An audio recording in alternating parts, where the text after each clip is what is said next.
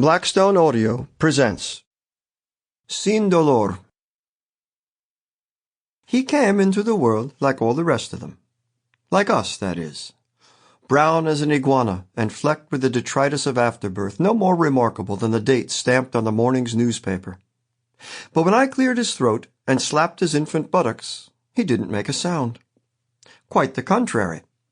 His eyes snapped open with that searching myopia of the newborn, and he began to breathe calmly and quietly, with none of the squalling or fuss of the others.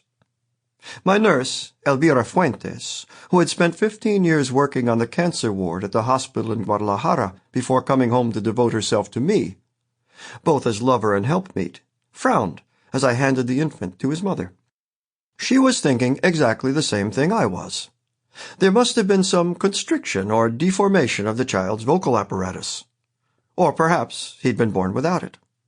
We've seen stranger things, all manner of defects and mutations, especially among the offspring of the migrant workers, what with the devil's brew of herbicides, pesticides, and genetically engineered foodstuffs to which they've been routinely exposed.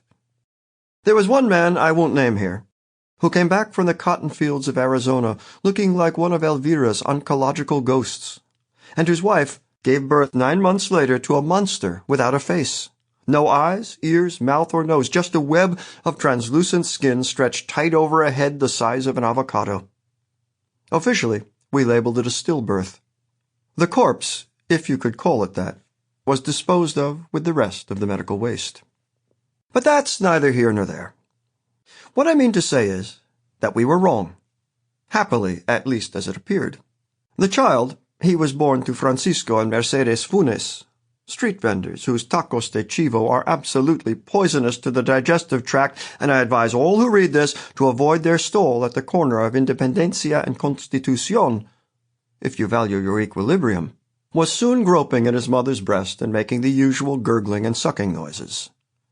Mercedes Funes, 27 years old at the time, with 6 children already to her credit, a pair of bow legs, the shoulders of a fullback, and one continuous eyebrow that made you think of Frida Kahlo, stripped of artistry and elegance, that is, was back at her stall that evening, searing goat over a charcoal grill for the entertainment of the unwary, and, as far as Elvira and I were concerned, that was that.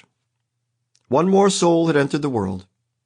I don't remember what we did that night, but I suppose it was nothing special. Usually, after we closed the clinic, we would sit in the courtyard, exhausted, and watch the doves settle on the wires while the serving girl put together a green salad and a caldereta de verduras, or a platter of fried artichoke hearts, Elvira's favorite. Sample complete. Ready to continue?